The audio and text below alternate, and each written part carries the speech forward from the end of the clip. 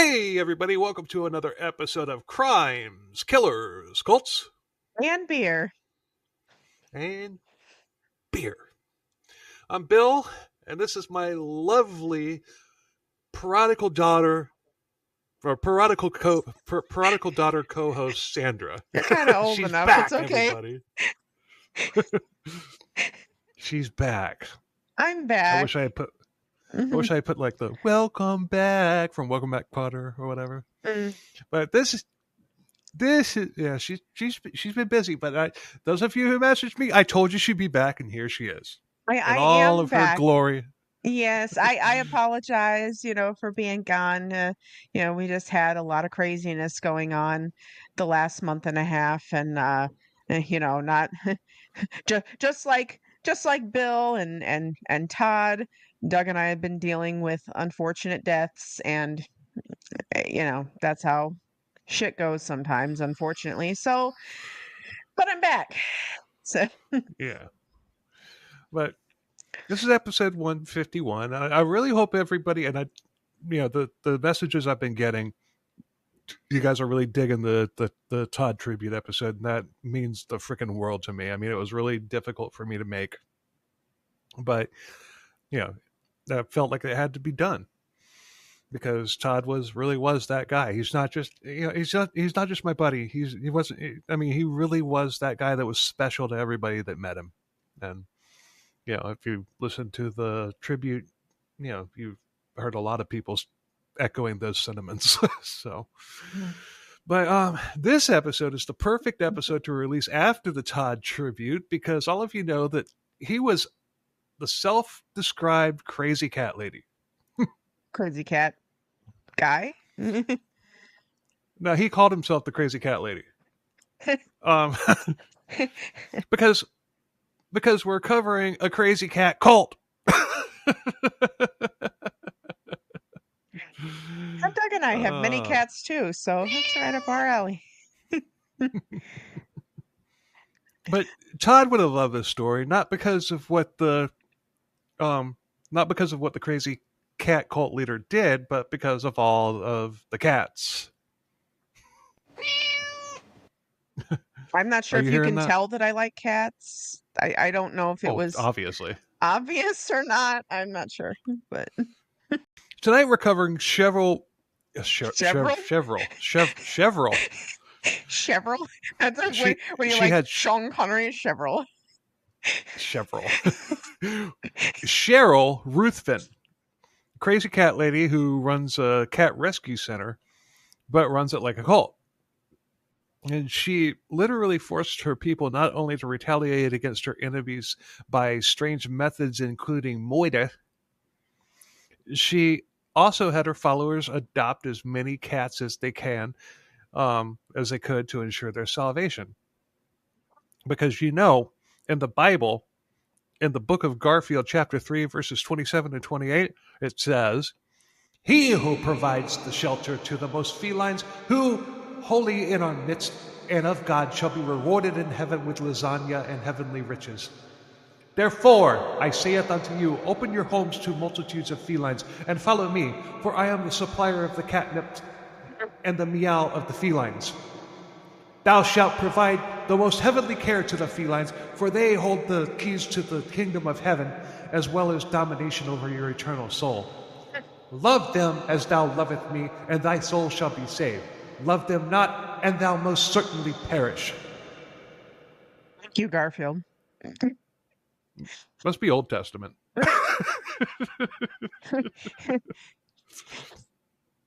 Oh. Or maybe she didn't say that and that's not in the Bible at all. It's but in just the wait Garfield and Bible. See how close it's in the Garfield Bible. But just wait and see how close I am with this. A testament according to Odie. I don't know. But I mean, I'm not far off though. No. So put a knife in that. But there's not a lot of information about Sheryl's upbringing, so we'll just start with the origins of the cult. This story begins in the Pacific Northwest in Bellingham, Washington. Sheryl Walker Ruthven is a Pentecostal preacher although she put her own spin on the message, as most cult leaders do. She was charismatic, and she taught fire and brimstone doomsday messages, as most cult leaders do.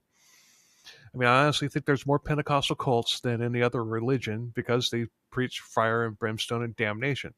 It's easy to scare people with that message and use the fear to twist the message into whatever you want, and that's what they do. Because cults.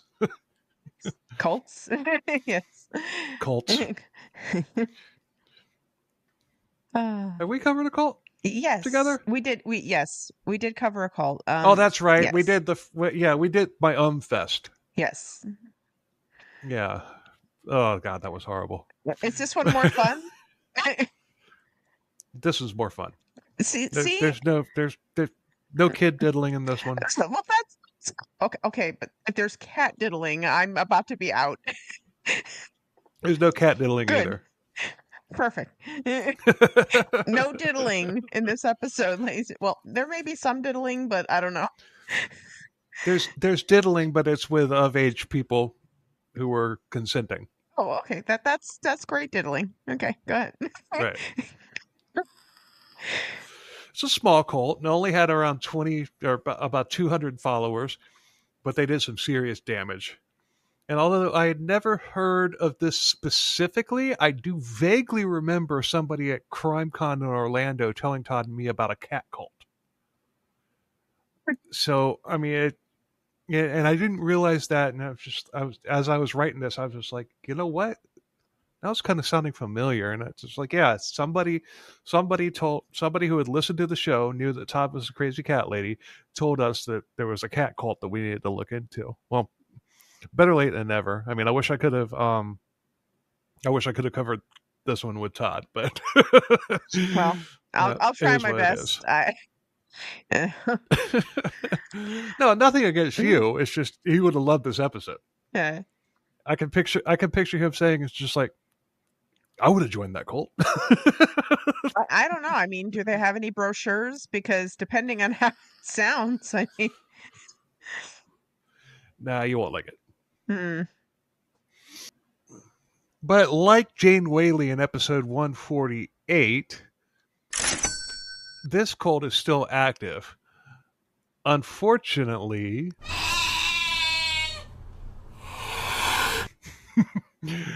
sorry, Fifi. I mean, it's not completely active, but put a knife in that. And also, like Whaley, Sheryl decided that she had heard the call of God, and she was married at the time to a man named Mark Walker. She insisted to him that she was not only God's prophet, but also his bride. She even held a wedding service so that she could be married to God, and yes, there is video of that. Are there cats in the video? Cats haven't showed up yet. Okay, like this is early on. Get to the cats part, okay? Cats come later. Because if she was getting married to the guy and had the cats and the little tuxes and shit like that, I that would have been great. You're not gonna. This story is gonna blow your mind. I mean, but in Spokane, Washington, in 1984, Sheryl and Mark met. Mark was tight-knit with his conservative Christian family. His mom tried to set him up with a girl that she knew who worked at Nordstrom's. Sheryl, however, was gorgeous and charismatic. And he met her around the same time that his mom had been trying to play matchmaker. Has there ever been a successful hookup initiated by a guy or a girl's mom? Like ever? I don't know. I don't really have scientific studies on the matchmaker, but and people. I mean, I know people that have whose moms have tried to set them up with somebody, and it didn't work. I've known a couple people that did that, but it just didn't work. I don't know. I don't think it's ever worked. The Duggars. Not in the United States, anyway. Not in the United States. Maybe somewhere, some country where arranged marriages are cool, but not in the United States. Well, like I said, maybe like the Duggars or something. They're their own little cult. They are. We'll probably cover them at some point. Oh, yeah. That would be a long episode. Yeah, Yeah, it would definitely be a two-part. yeah, they're special. We haven't done a two-part in a We while. have not. I think Ed Gein was the last time we did a two-part. And so, mm,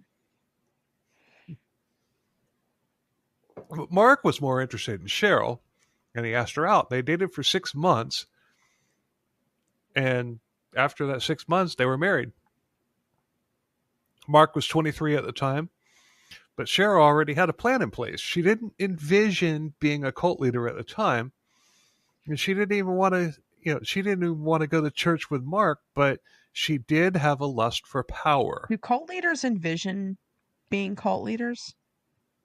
No, I don't think any of them set out with the notion of like, hey, I'm gonna. Maybe Marshall Applewhite of Heaven's Gate, maybe him. But like Jim Jones, he started off as a really, really good person. I mean, but then he lost his damn mind. Yeah, I'm just wondering um, if like that's like an aspiration of people, like, oh, one day, one day I will be a cult leader. I don't. I mean, I don't think anybody starts off with that. Um, and I say maybe Marshall Applewhite, but I really don't think that he actually did that. It's just something that happened once they realized it's like, oh, okay, these people look up to me. I can control them. I can wield, I can make them do whatever the hell I want. I saw this meme one time, and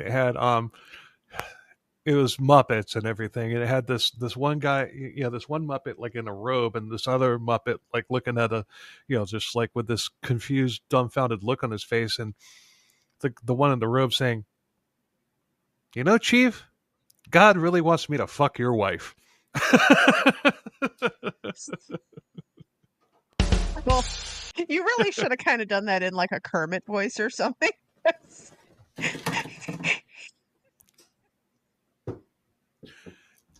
Chief, I can't do Kermit. Chief, Mm, God really wants me to fuck your wife. that sounded more like Mickey I can't do Mouse. Kermit. Oh, Chief, okay. God really wants me to fuck your wife.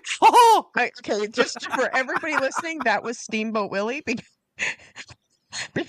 the rights to that are. Oh.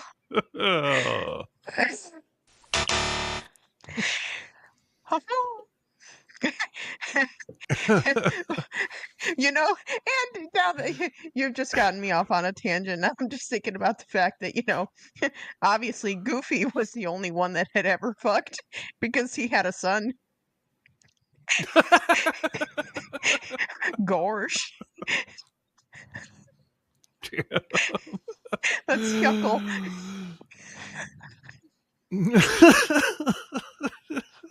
But I digress.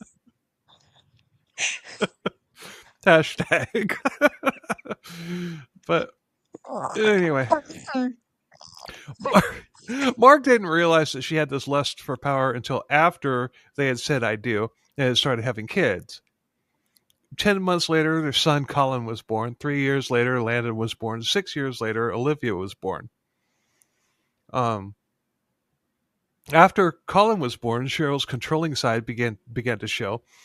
Mark decided to stick it out and try to. Or, did I say Mark or Mike? You said Mark? It was Mark. I don't know. Okay. Mark.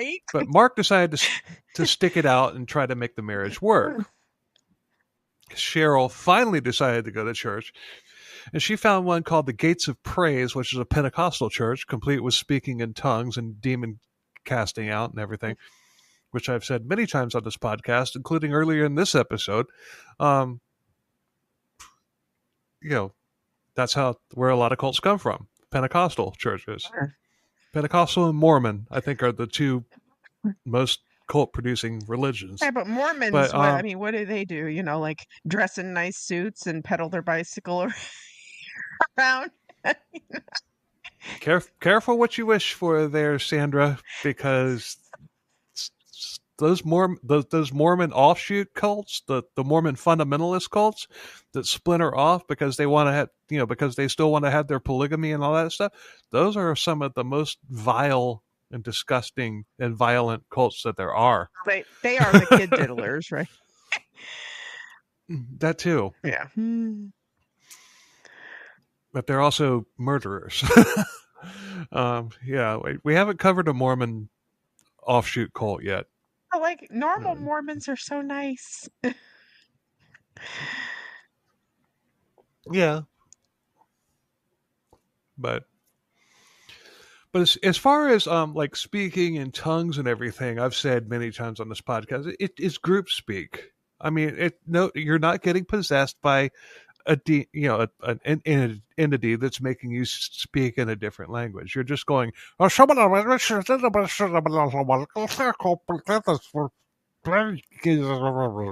do it?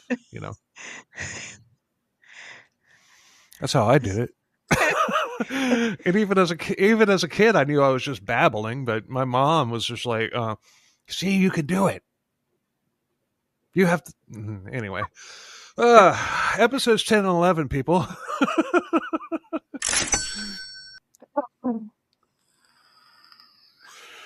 But they also did exorcisms, and the drill on that. I mean, this church, meet a young priest and an old priest. Cultish. It was cultish. It wasn't a cult of its own. It was just a Pentecostal church. But it was led by a woman named Debbie Lynch, and Sheryl loved the fact that it was a woman leading it. And she bought into Lynch's preaching. Sheryl and Debbie became very close to the point that Mark later questioned if they were having a lesbian affair, although he had never had any proof, just a minor suspicion. So when she said she was just going out with her friend for some scissoring, he thought they were doing crafts.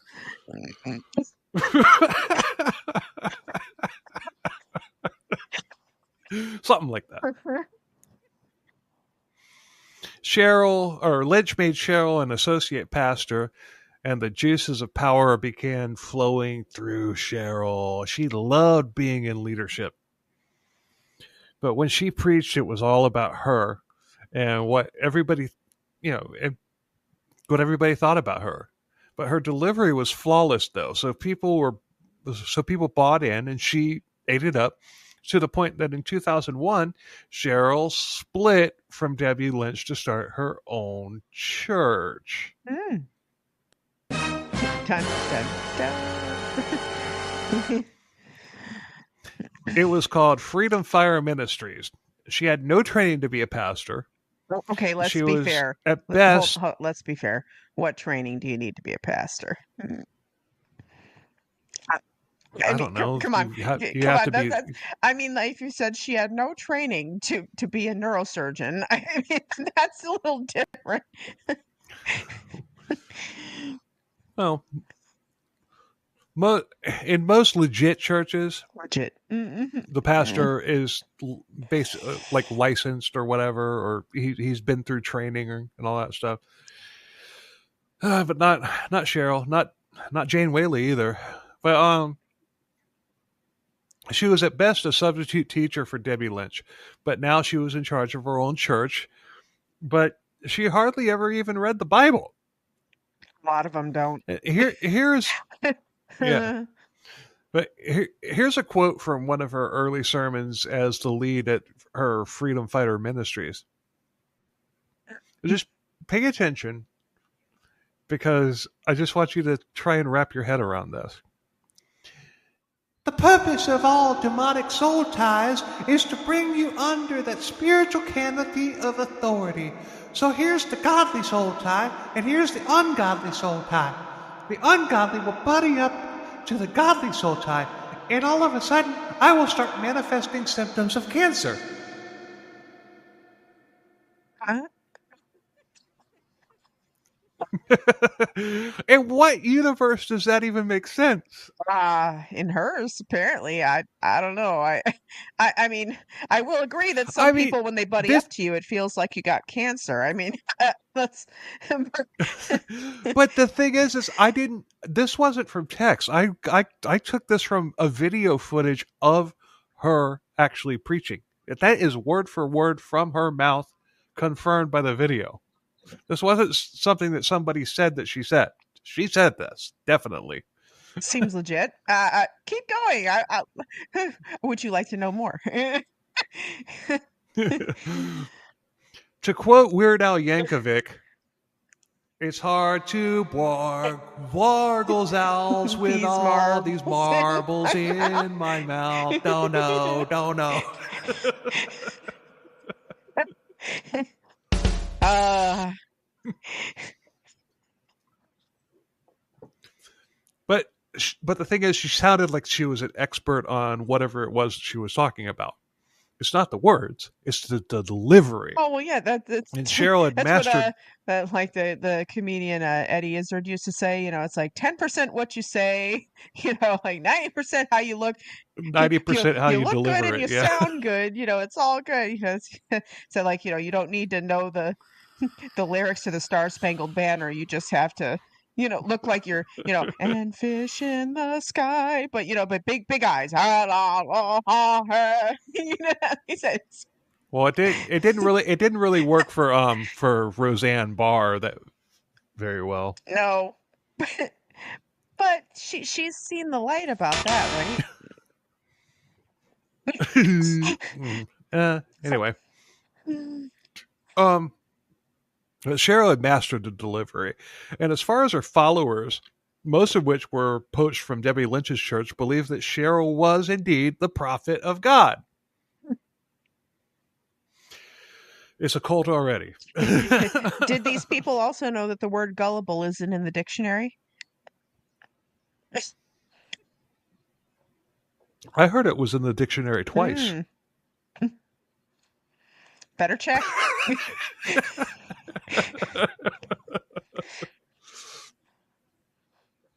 It started off as another Protestant church, complete with all that goes along with it, speaking in tongues, casting out demons, etc. But the more Cheryl began believing that she was God's prophet, the stranger it got. She began sprinkling in facets from other religions that she had learned about. Now, keep in mind, she had never read the Bible, the Quran, Torah, or anything else. She pieced together an all new religion based on simplistic research, kind of like a true crime podcast that does nothing other than read the Wikipedia page. Don't call yourself out like that, Bill. Hey.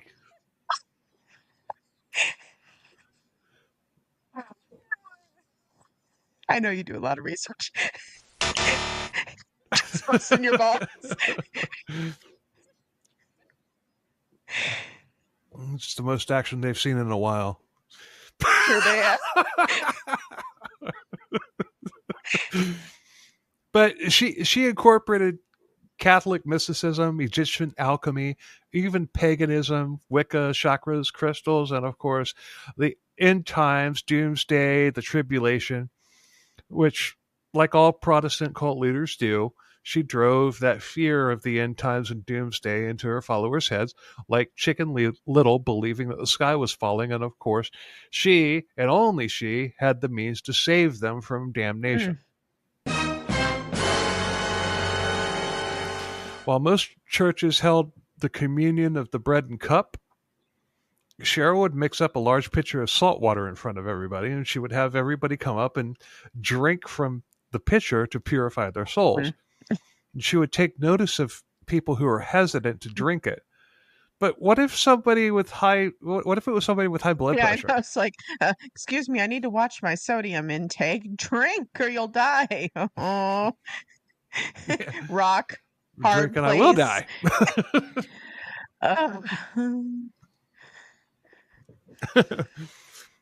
But not to mention, we learned in the USS Indianapolis story, episode 65, that drinking salt water will also cause you to hallucinate the more you get dehydrated. But most people willingly guzzled the salt water. I mean, at least the people in Jonestown got Flavor Aid. Yeah, I know. Don't drink the fruit punch. That last drink's a Lulu, but Yeah. drink salt water. Okay. But this could have been something that she got from Jim Jones as he groomed people with test runs leading up to the slaughter of over 900 Shouldn't they people. just put like LSD in the water or something and be like, all right, now you're really going to see God tonight? You know, I want to join your cult. You know what? At least that would be, something where it'd be like, okay, you're going to drink this, and I promise you're going to see God tonight. And then everybody be like, I really did. Everyone would be tripping balls. They wouldn't have any idea. That would keep everybody in the cult, man. They'd all believe you.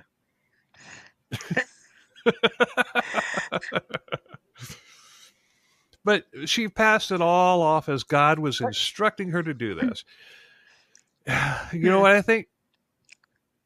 She just didn't want to study the Bible. She basically invented a new religion based on headlines. So basically, a clickbait religion. I mean, that's a lot easier than reading the Bible. I mean, Yeah.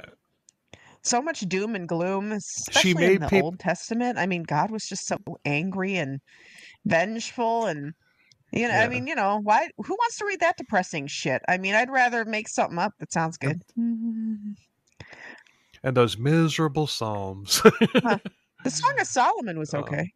That was the first erotic novel ever written. Take some LSD. Go read it. I'd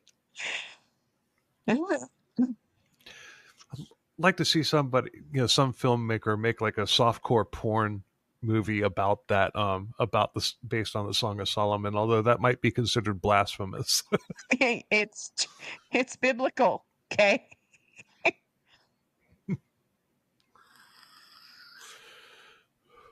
But she made people feel free by enslaving them and selling it through her cheerful and charismatic personality. She also had an ability to read people by talking to them and using what she learned against them. She was born to be a cult leader. But Sheryl and Mark got divorced in 2004. They had 3 kids and they got 50-50 custody, but Sheryl began keeping the kids longer than she was supposed to. And this began to cause confusion with the kids, and Sheryl was getting irritated by that. She was a complete control freak, and Mark wasn't really the capitulating type. He began to push back against Sheryl when it came to his kids. And what led to the divorce was Cheryl's, quote, calling to be the prophet and pastor of the church, and for Mark just to be the subservient yes man, much like Jane Whaley and her husband. Mark told her that wasn't going to work for him. He told her that she was full of shit, who just lit the fires of hell in the hearts and mind of God's chosen prophet and future brides. I'm gonna read that over again. I read it wrong. Mark told her that wasn't going to work for him. He told her that she was full of shit, which just lit the fires of hell into her heart and mind of, she's God's chosen prophet and future bride. She was not happy, obviously. I'm getting married to Jesus. Sheryl. Okay. I'm getting married to Jesus. See, but you know what? If I'm going to be Sheryl Jesus Christ. But you know what? You want to be married to Jesus, just join the Catholic Church, become a nun. They're all married to God. Oh, she wouldn't have made a good nun. This woman's horny. Hey, maybe nuns are too. We just don't know, do we? But Sheryl tried to make Mark out to be the bad guy. She accused him of beating her. That never happened. But Mark was arrested, but the charges were dropped. And after he was released from jail, to make matters worse for the prophet, Mark divorced Sheryl. Oh.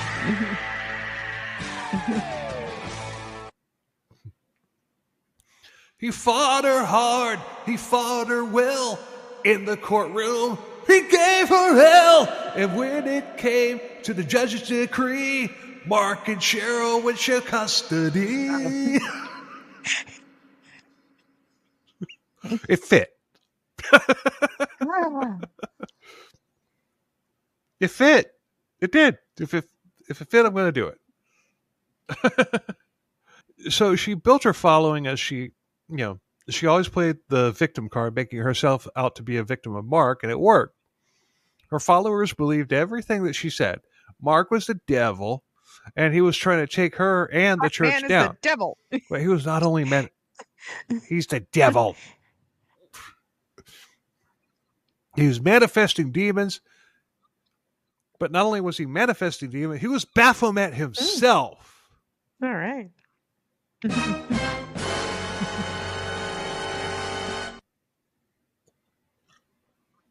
When Mark remarried, he married a loving woman. I don't have her name, but she also had 3 kids. But Sheryl made her out to be a Shera, a reincarnated temple whore. Sorry, what? Reincarnated temple whore. Temple whore. Yeah. There were temple whores? Temple whores now? Temple whore. Their body is a temple? But no, they're like, think of the temple as a truck stop. Temple whore would be the same thing as a lot lizard. That's what. Yeah. You know a lot about those, don't you, Bill? I do, but not for the reason you're thinking of. Just because I've seen them and told them, go on, get. Except for that one, it's like, all right. No.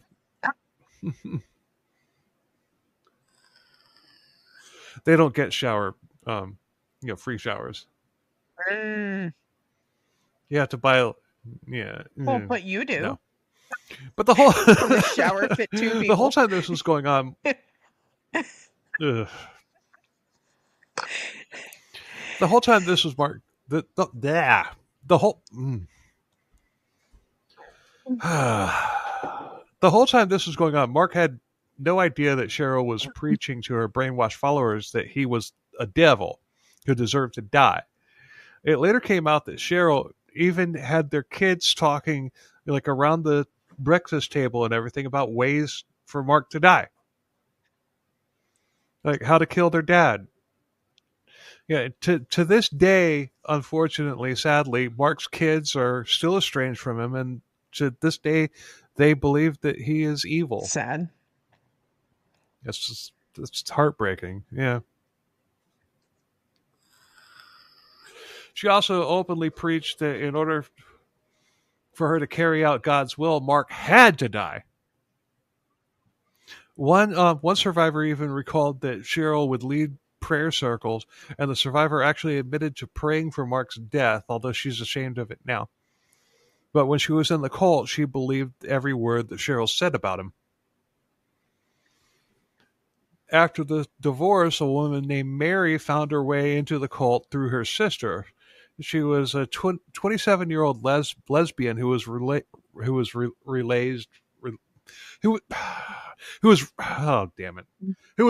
religious. She was a gifted piano player, and she had a very beautiful singing voice. And she caught Cheryl's eye right out of the gate. She loved the joy and the energy of the services. But when Sheryl heard her sing and play the piano, she just started bawling and fell to her knees in front of Mary. She prayed over Mary, telling her that her musical talent was a gift from God. And when she played and sang for people, God would speak to her and the people would be healed. Mary was hooked. And this is just an example of Sheryl being able to read people and exploit them.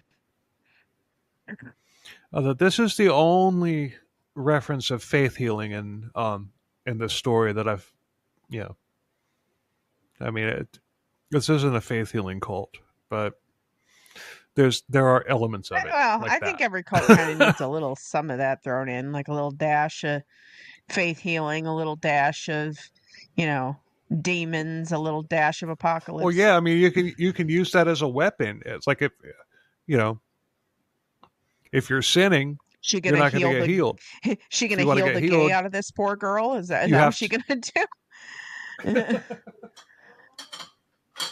put a knife in that.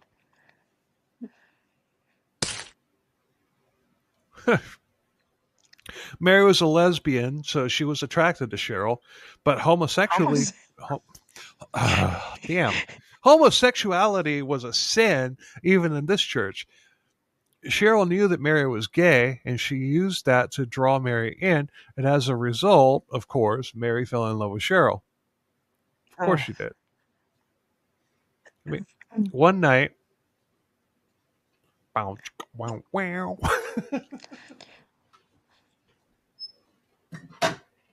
One night at a private meeting between Mary and Cheryl, they were at the altar talking. Cheryl told her that the two of them had to, quote, go into covenant. According to Mary, this was not marriage, but but they would belong to each other and do the Lord's work together. And in order for them to do that, they would have to kiss to seal the deal. Mary, being a lesbian, was all about that. It was a it was a realized fantasy, and it didn't stop with a More kiss. crafting? But More crafting? huh? Yeah. Oh, this poor girl. Maybe a little bit of I won't go there. Don't go where South Park went, right? Well, you already did that with the crafting. I was thinking about seafood.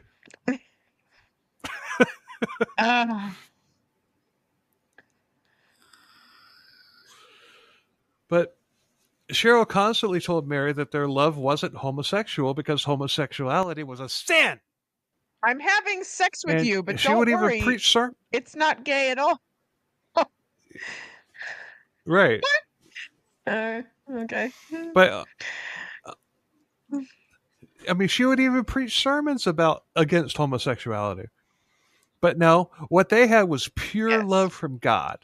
But they expressed this pure love from God in bed every chance that they got. Oh, this is not good dating advice. But don't go up to someone and say we need to make a covenant. I really do. I mean, I'm with you. I really do feel bad for Mary Yeah. in all this, especially because of what's coming next.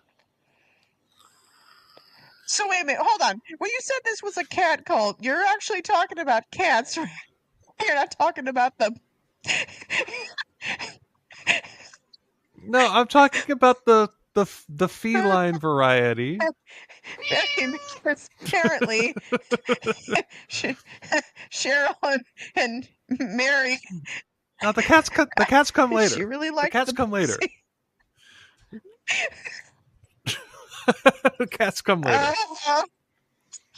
But as far as Mary was concerned, she finally had the full commitment that she'd been dreaming of. She'd never get this from any other so gal. She brought her U-Haul. You know what? No, I got that reference. I got that reference. It's all good fun. I am not trying to offend anybody, I promise. No, but that's a legit term. The U-Haul relationships among lesbian couples, that's a legit term. I mean, there's nothing offensive about it. It happens. But after several months, Cheryl swore that she was never going to give her up, never going to let her down, never going to run around and desert her, never going to make her cry, never going to say goodbye, never going to tell a lie and hurt her. Good night, everybody. Sorry, not sorry. I'm back on the podcast. Don't know if I'll be back anymore after that. Hey, I told you ahead of time that I was going to Okay, rickroll the but you audience. did that, but you didn't do like the dance when you did. You got to do the. That might come later. Like I might make a video of myself doing that, singing the song and doing the, you know, isn't that the Trump Yeah. dance?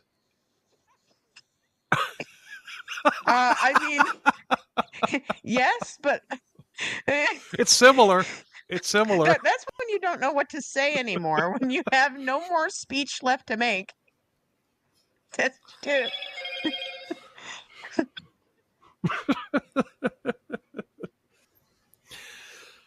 But it was a lie. Sheryl did give Mary up. She did let her down, and she did desert her. Things changed after about 4 months.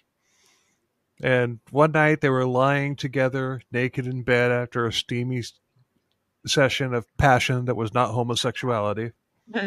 Um, Sheryl told Mary that this part was over and done with, and they were no longer together like that. Oh. Bitch.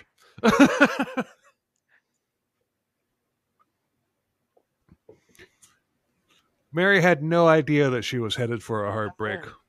Yeah, no, I'm not please, going to God. sing that song. Don't worry. Promise. She was devastated, and Sheryl was just using Mary to get her in the church, and get her into the worship band because she was so good, and used her until she didn't have to anymore. And what proves this? Mary didn't leave. Sheryl knew she wouldn't. You know why? Because Sheryl, like all other cult leaders, convinced Mary and everybody else that if they left, something horrible would happen to them. So Mary continued being in the church worship band. Yeah. Horrible, isn't it? 2008, Mark was still alive, but a patsy, I mean, a savior was sent into the fold, and it wasn't a cat. We're not there yet. It was a man from New Mexico named Rick Madrid. Sheryl noticed him right off the bat. He was a biker who grew up on ranches. He rode horses as well as hogs, as in Harleys. He wasn't exactly the type to fall victim to a scam like Sheryl was running. In fact, in an interview, he described himself as a heathen. But then again, Cheryl's a heathen too. But Rick was a beer drinker and a bar brawler, which Sheryl, in her teachings, forbade unless you're going to get drunk and take out Mark. I mean, that's kind of like, homosexuality. I forbid it unless, I'm sleeping with you. Sure. Unless it benefits me somehow, yeah.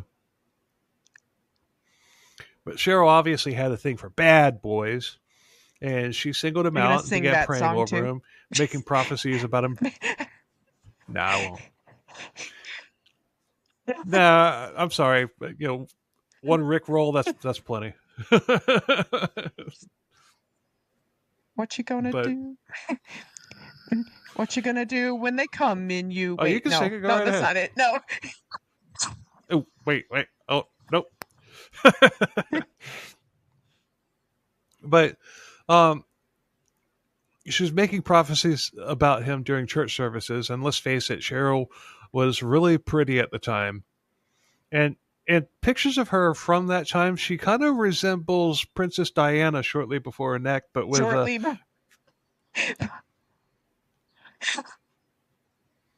oh my god. I don't know what that was supposed to be just yet.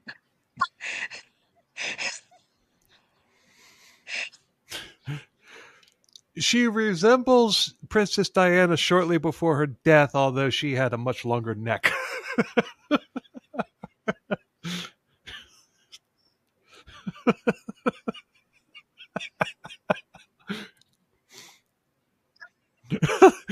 That's why people listen to this podcast, to hear me fumble I'm over sorry, my words.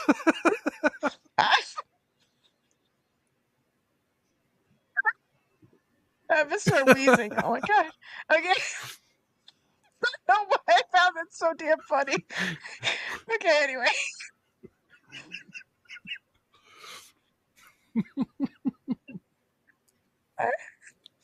She love bombed and seduced him quickly, and Rick says in an interview, when they were together, he would have visions.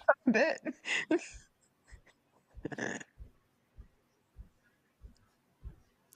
Now, keep in mind, Rick was her patsy. And you all know that I would never make fun of a cult survivor. But what I'm about to read here is verbatim from Rick during an interview. He firmly believes that, he firmly believes what he's saying. This isn't him being delusional, in my opinion. This is Rick talking about being brainwashed big time by the master manipulator pretending to be a good girl, Sheryl.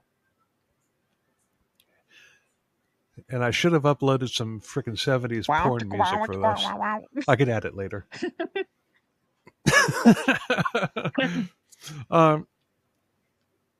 He said, when her and I were together, I would have these visions. There was some weird stuff going on. I mean, there was times when her and I were making love, I'd close my eyes and we were floating down a river and we were going under the water, in and out, down waterfalls. She got stronger and stronger the longer I was with her. She's something. I don't know what she is, but she's something. Don't go chasing waterfalls. Stick to the rivers and the lakes that you're used to.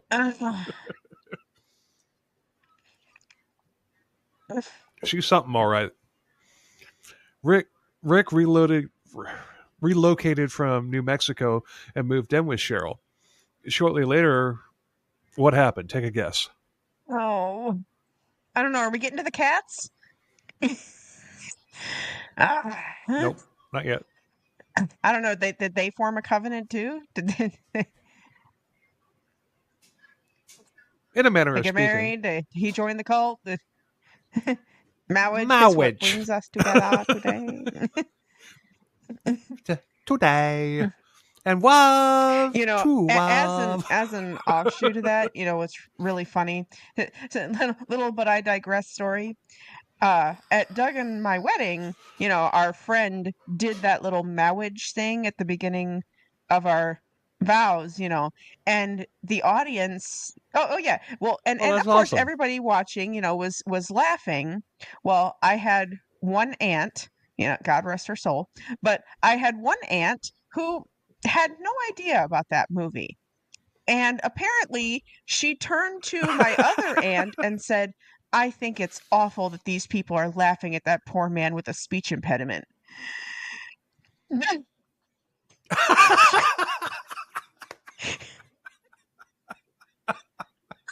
Oh God, bless her heart. I think my other aunt was like, I'm pretty sure it's a movie. I don't think he actually talks like that. I saw like a reel video yesterday, I think it was, of this wedding ceremony where a guy in a tank top came up and objected, and it turned into like a WWE brawl where it's like the husband, the groom and the other guy are like going at it. The wife, the bride comes up behind him and smacks him with a folding chair and knocks him down. You gotta have that. You gotta have fun in your wedding. I mean, and I also say that in mine and Doug's vows, there is a clause also for zombification, because we said we'd be, together until parted by death, or zombification. These are our solemn vows. So we always tell one another, he looks at me and says, you go zombie. I'm putting a bullet right between those baby blues, I would expect nothing less, honey. We got married on Halloween, just also. So, of course you did. Instead of the You had the "This is Halloween." We did play Thriller at the wedding. Great movie.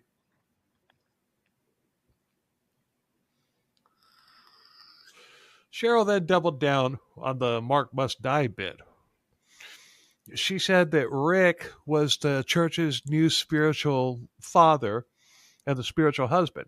Rick at the time didn't realize that what Sheryl was grooming him for, but he was brainwashed and believed 100% that Mark was just going to drop dead anytime soon. He had never even met Mark. In fact, most of the followers had Yeah, met him well, either. you don't need to meet him to hate him, right? Mark Walker, To know he's the devil. right? Mark Walker was just this evil boogeyman who everybody in the cult was supposed to be afraid of. So as Rick's grooming continued, Sheryl constantly told him how Mark was supposed to die. It was her will, so that meant that it was also God's will, but he wasn't dying.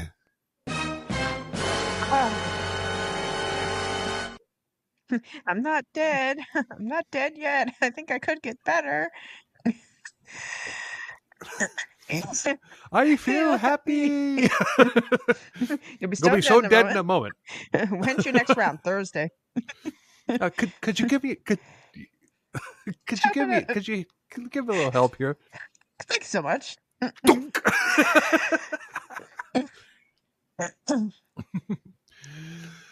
What happened next? Take a guess. What'd they do? Did she send her new love after her old husband? Try to kill him? Try to? Pretty much. She started dropping hints that it was God's will that Rick be the one to take Mark out. Seems legit. Everybody's saying and saying no to God's prophet was a no-no. Everybody knew that. And that's all Rick heard. Mark has to die. And God says, Mark has to die. Are you going to kill Mark for me? I mean, the Lord? Why doesn't the Lord just do it himself? If you right? No, I'm going to start that over again because I meant to say that in her voice. It's saying no to God's prophet was a no-no. Everybody knew that, and that's all Rick heard. Mark has to die. God says Mark has to die. Are you going to kill Mark for me? I mean, the Lord? If you want more of this prophet's divine love, you're going to have to take out this demon. You've been chosen, Rick. The Lord has provided you with his holy AR-15, Rick.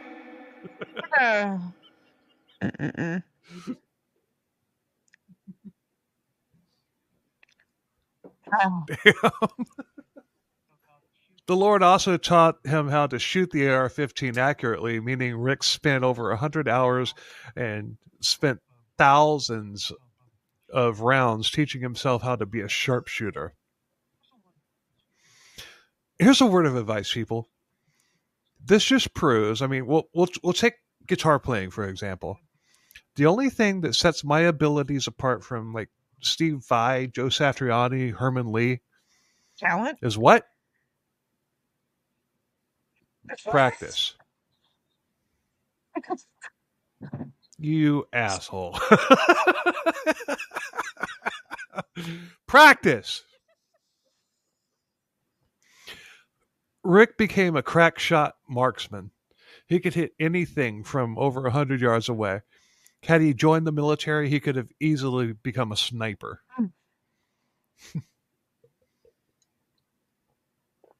During the child visits between Sheryl and Mark, Rick was at Mark and his wife's house multiple times. He stayed in the car, but Sheryl was giving him the layout of the house while picking up or dropping off the kids. One day, Mark and his wife were outside, and this time Rick was alone, and he actually got out of the car, which was parked at the top of their long driveway. And for the first time, he got out of the car, he set up the holy AR-15, and he had Mark in his sights. What happened next? Take a guess. He didn't do it. Nope. He couldn't take the shot. Mark and his wife say that he had a God moment. It was divine intervention. In a 2021 interview, Rick also said that it was God. It had to have been God that stopped him. Rick said that he would have never done this had it not been for Sheryl. He said that all the men in the cult were subservient and quiet and, quote, had no balls and were not real men, which, if you remember, is how Sheryl wanted Mark to be when they got married in the first place, and when she got her, quote, calling. Mark didn't even want to find out about the hit, or Mark didn't even find out about the hit attempt until several years later. And when he found out, he never reported it to the police, statute of limitations and all that stuff.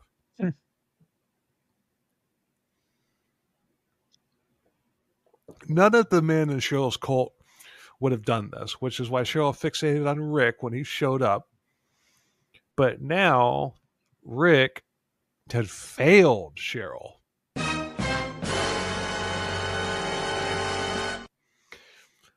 And I'm sure, you've already wondered this, Sandra, but everybody's wondering, Yeah, you where's said the this was a cats? cat cult. Where's the kitties?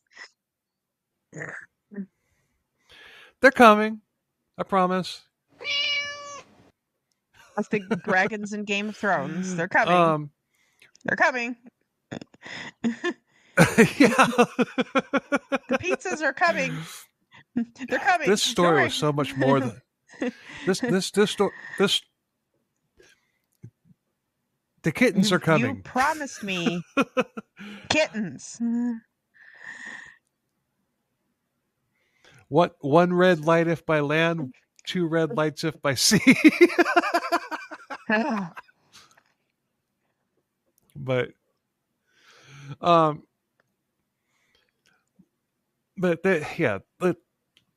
cats are coming. Rick went home and he asked Sheryl why, if Mark was supposed to die, did God, why did God intervene? Like you said, why didn't God just take him out? He then told Sheryl that she was more full of shit than a Christmas turkey.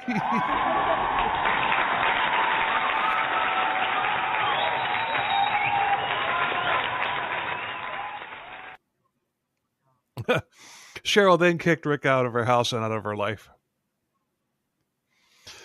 Sheryl ruled with an iron fist and would call out and ridicule anybody who spoke up against her, or anyone who got, who she got a bug up her sexy ass about. And Rick was no exception. The neutered men in the cult bore the brunt of her abuse.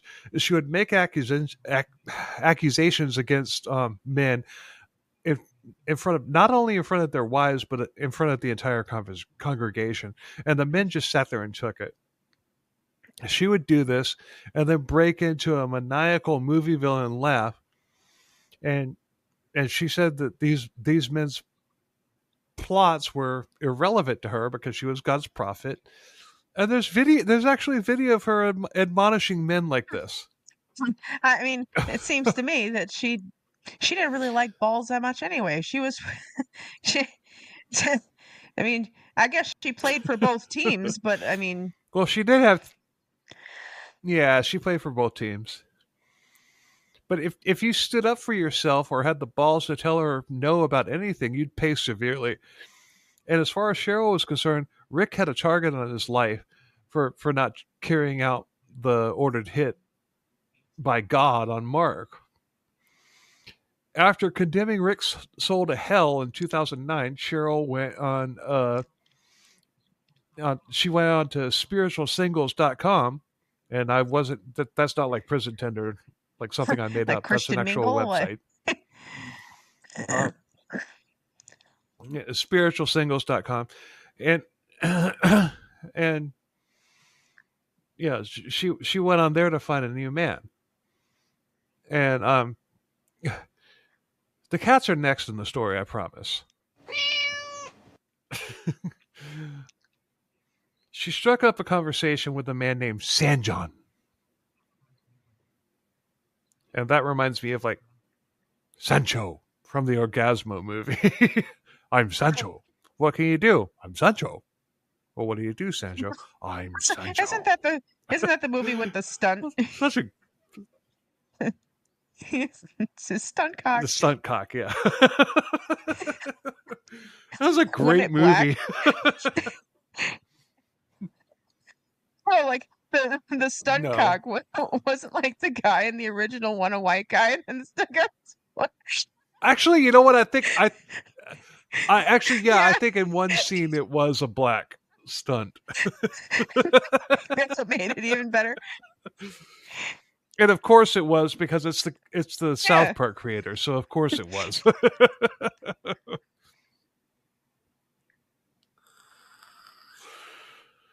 But she told Sanjon that Sanjon was just a white guy, but but she told him that she had a church with around 125 people in it. And before I continue, Sanjon was in Asheville, North Carolina, and Sheryl was still in Washington. She seduced them, and they never met in person. It was an online thing. He said that she looked good in lingerie, which she did. She is a You very would good know, looking right? woman with a long neck. Very woman. but he was a professional artist who sold his paintings for big bucks, and it was a, a whirlwind relationship that that was basically what Sanjon said was mainly him being compliant with Sheryl. He was smitten. I mean, she was hot. And if you happen to hear this, Sanjon, I'd like to have you on the show. I'm a cult survivor myself, and I've interviewed quite a few other cult survivors. If you'd like to come on, send an email to ckcbpodcast at gmail.com. And and you know what, Mary or Mark, the invitation is out there for you too as well, and even Rick. All y'all are welcome. The story is freaking fascinating. I mean, it really is. I did not. I had no clue what I was getting into when I started this episode. But so if you want to come on, seriously, hit me up. Um, Sheryl focused on Sancho's art. She didn't like it. Of course she didn't. Specifically, she had a problem with his nude paintings because they were apparently portals for So evil. his blasphemous nude paintings, and yet she's sending him photos of her in lingerie. Right. Oh, Well, she's not nude. so we're the street legal type, as long as the nipples are okay, and we're good.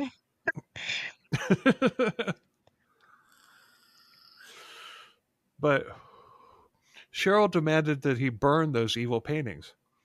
Sanjon said that he burned around $50,000 worth of what he called the most beautiful paintings in the world. This was 2009, and he still kicks himself in the ass for doing it. I mean, and the documentary I saw, dude was good. Well, he still is good, but it's just it was really good. I mean, he did a lot more than duct taping a banana to a fucking wall. Eh.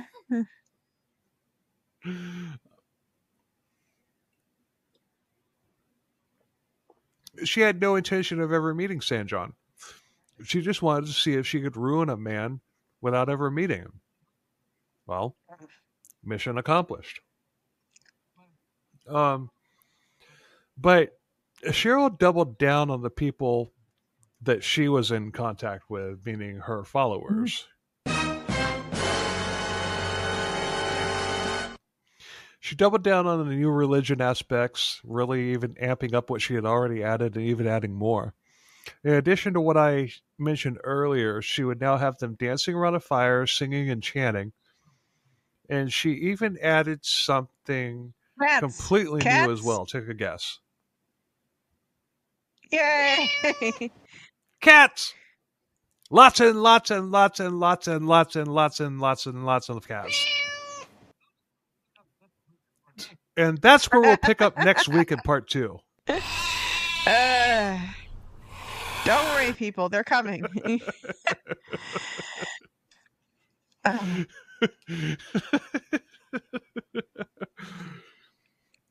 had to do this. I had no idea this episode would be a 2-parter. I mean, I really didn't. And now we're going to bring in Sandra's husband, Doug, to do his Beer of the Week segment. How's it going, Doug? Haven't seen you in a while. Haven't seen you in a while either. Yeah, it's been a hot minute, man. Been a hot minute. How you been? I've been good. I've been going crazy, but whatever. Yeah. All right. What do you got for us? Okay, so I'm going to deviate a little bit from the normal that I normally do in the way of beer this time. I'm going to switch it up a little bit. Okay.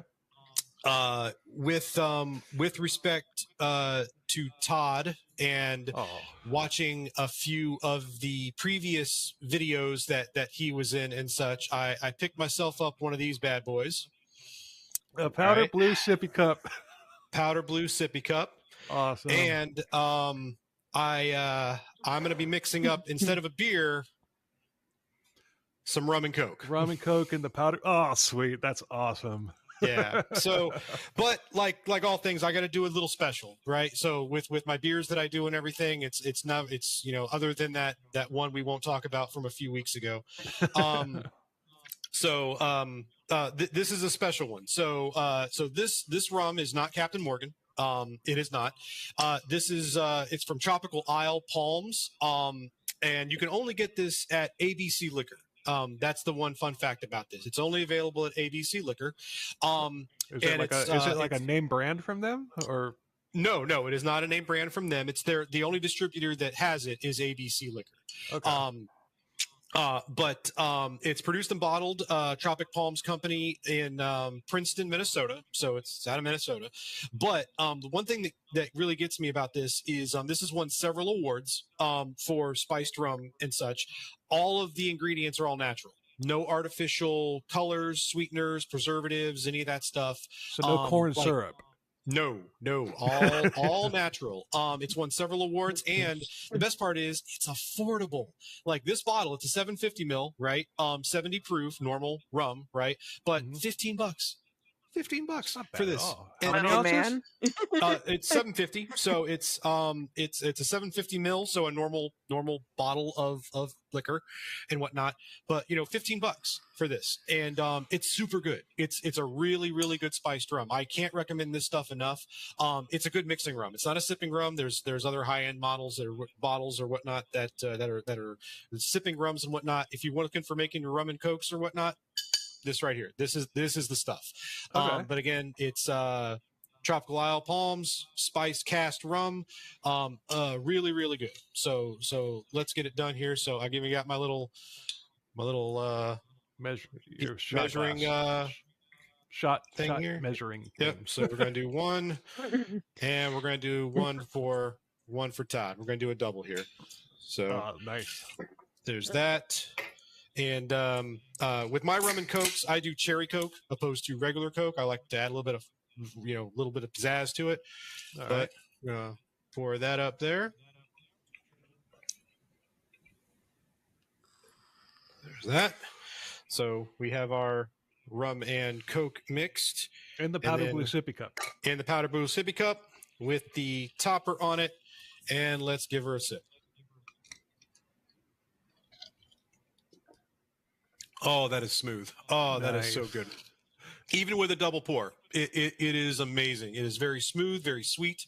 But yeah. So for Todd, here's to you. Thank you so much for everything you did for us. Cheers. Thank you for doing that. That's awesome. I mean, putting together that tribute episode was rough, but got it done, and people are loving it. I mean, I've gotten some serious PMs from people just saying how sweet they thought that episode was, and so yeah, it was definitely it was hard at sometimes to do it, but it needed to be done because that man was special. Mm. So. But rum and Coke in a powder blue sippy cup, specifically for Todd, and a little bit of surprise for you, Bill. Wanted to change it up a little bit and tribute to him. Wanted to do that for you. Yeah, thanks, man. That was awesome. I appreciate that. Yes, sir. We'll be back to beer soon enough. Yeah, we'll be back to beer next week. Yeah. So we'll get you one that's really nasty. So so, but pickle. All right, but yes, so definitely check it out if you can grab it. It's readily available any ABC liquor around. But Tropical Isle Palms Tropic Spice Cast Rum, all Tropic natural Isle. ingredients, beautiful color. Definitely check it out. It's Tropic, Doug, not tropical. Yeah, Tropic. Sorry, It's Tropic Isle Tropic. Palm. Tropic. Tropic Isle. Tropic Isle Palms. It sounds like a neighborhood in Lakeland. Even though there's no salt water around Lakeland. So there you go, Bill. But yeah, we'll get back to beer next week. All right. Thanks. And tell people how to contact you to. Oh yeah. So, it's been a minute since you guys have been on. It has. Yeah. Yes, it's been rough for us too. We've been through the ringer as well, but I mean, you also notice, Doug's black nails. We went to see Metallica. How was that, by the way? Oh, it was really good. Yeah, really good. They it's first time for both of us, seeing Metallica. It was a bucket list band for me. I have now seen, with the exception of one, I have seen all the bands that I would want to see at least one time in my life. So, but yeah, there's just one band left that I want to see, but they're not really touring much anymore. So if they do get to the States, I would like to see them, but it's Rammstein. Okay. I would like to see Rammstein at some point, if they ever come back to the States or whatnot. But all the other bands I grew up listening to and such that are still touring, I've seen at least once. So Metallica was one of the last ones on that list. Metallica is on my bucket list too. And crazy, I'll make it quick, but I've got a crazy story about that. Because Friday night, I was actually there at the stadium. I was Ubering. And I picked up these people who were leaving at about 8:00. I'm like, what the hell? Well, apparently, they had gotten sick. Maybe they drank too much during the day with the sunlight and weren't hydrated. I don't know. So but they were sick. So they left after Limp Bizkit got done. Yeah. And I picked them up, and they had decided that they weren't going to go to I made the comment. I was like, look, if you could re-enter on your ticket, I would pay you for your ticket right now, park the car and go in. Yeah, no re-entrant, right. no re-entry. But no, there. So the way that she said, it was a mom and her like 20-something-year-old daughter. But and they were both like green, but they're like, well, we're not going to go back on Sunday. Let me transfer you I'll give you the tickets for Sunday. I'm like, how much? Like, no, I'll just give them to you. What? Really? Hell yeah! I'm like, I'll my daughter would love the hell out of that. Hell yeah! But she tried to do it, but because they had bought the tickets as for both nights, they weren't transferable. Because the show used the first night, right? Yeah, and it's just like I almost had tickets for Sunday. Yeah. So I can tell you the way the tour went, right? So earlier in the week, they were in Charlotte, North Carolina, then they went to Atlanta, then Tampa, and then Texas. So you got to figure everyone from Florida, but also Southern Georgia, Alabama, et cetera. They were all coming in. There were a lot of people there that, in my opinion, did not know how to drink in the Florida heat. Because there was a couple sitting next to us, and I could tell like they had put them back before the concert, and like halfway through the Metallica set, they were just sitting in their chairs Well, Well, everybody. no, that woman kept I mean, that woman kept getting up and slipping past it. Like there was a woman who was next to Doug, and you can't move in those seats, like unless you stand up. Like no one can even get by you. And this woman kept getting up and going back and forth and back and forth. And she apologized at one point, and I was just kind of thinking to myself, I'm like, lady, I'm like, if you're sick, just go up there and stay by the bathroom. Like, stop getting up and shoving, because then you got to walk past 15 people. Everyone has to get up. right. And then there was an older couple to the other side of us, and the gentleman had a cane, and he kept having to get up and sit Oh and God. up and sit and up and sit. And halfway through Metallica's set, they went and they fucked off. And he was like, I'm Yeah. done. I can't anymore. Because like he Yeah. was up and down the whole time, and he's like, I can't do this anymore. So they left like halfway through the set. Of course, we were those old people that, once we started hearing, Oh, Enter look at the kitty. Sandman. Oh, that's one of our new kittens, Nacho. Look Yeah, at we're that keeping him in kitty. my office for now. So come on, bud. But yeah, like once Enter Sandman started playing, we're like, and we're old and we're leaving because I don't want to sit Because in we beat traffic for traffic. an Beat hour and a traffic, half. exactly. We met Yeah. a couple there, and they were sitting in traffic, getting out for like an hour and a half. They said, and like Oh, damn. literally, Yeah. as soon as the last song, because I looked at the set list online, I knew the last song played. As soon as it started, we left. Straight shot home. We were home in 45. We were home in 45 minutes. Yeah. So Master like, of Puppets. no I'm like, traffic bye. whatsoever. Yeah, peace. We out. But we We're heard home. it. We heard it walking You could away. hear like, it, yeah. Yeah, It's like- we literally were walking to the car. We Master of hear it Puppets all the way to the car, and okay, we're good. Yeah, Exit probably- light. But We're walking serious, like, what you said, Mhm. what you said and everything is why I don't go to football games or stadium concerts anymore. It's too much bullshit to have to deal with and all that stuff for the amount Yeah, of money. 65,000 people, man. 65,000 people. 71. 71? On I can't remember if I saw something today saying that that I think it was Sunday that set an attendance record beating out Taylor Swift, 71,000. I believe well, it. good. And That makes and me feel better. that show has been getting rave reviews as apparently that particular show had some sort of magic that wasn't there at other shows on the tour. Mm. That particular show, Friday or Sunday, I don't know, but that show is being heralded as like one of the greatest metal concerts of all time. So God, you guys are lucky. It was really cool. It was not just them, but there were 3 bands that were on my bucket list, and I got all of them in this two night thing. With Metallica was one, and then obviously Limp Bizkit and Pantera. Now, granted, I didn't get to see Pantera with Dimebag and Vinnie Paul, right? But Zach Wilde and Charlie Bonatti is a damn good replacement. yeah, it was really good. So I got to see Pantera, I got to see Limp Bizkit, and I got to see Metallica. All 3 in a 2-night thing, which was awesome.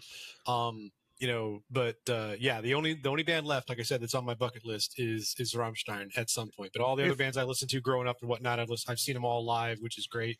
At least once. I would have loved to. If I had to choose one night or the other, it would have been Sunday because of Pantera and Suicidal. But I'd seen Suicidal before. I saw them open for Queensryche. Nice. But Pantera I've never seen. I would have loved to see them. Like Limp Bizkit, I couldn't. I'd rather see Limp Bizkit like in a place like, I don't know, Orpheum or something like that.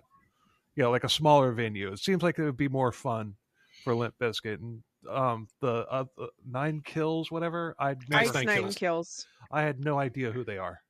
That's the second time we've seen them. I'm a huge Ice Nine Kills fan. I love their music and whatnot. Yeah, we saw them at 98 Rock Fest, I think. But we did. That was the first time we saw them at 98 Rock Fest a few years ago. Wait, didn't they do that video when Terrifier 3 came out?